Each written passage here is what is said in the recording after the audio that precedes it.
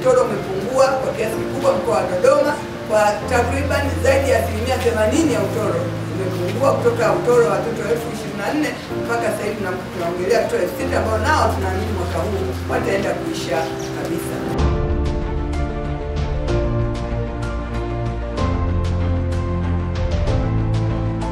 Na sisi leo tumesherehekea wilaya ya Bahi kwa shughuli mbalimbali ambazo yeye amekuwa akiziimarisha, ikiwemo mazingira. Tumepanda miti, tumekagua miradi ya afya, tumekagua miradi ya elimu, ambao kwa ujumla wake ni sifa kubwa ya Mheshimiwa Rais wetu katika historia ya miaka minne.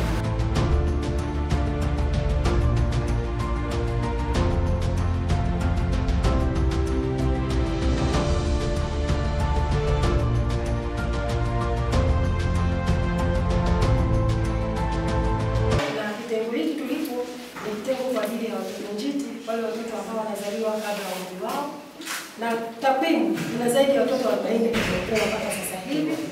Na sisi kabla ya kutanua jengo hili, lakini tumeweza kupitia mapato yetu ya ndani na hospitali kuitengeneza jengo letu la maternity.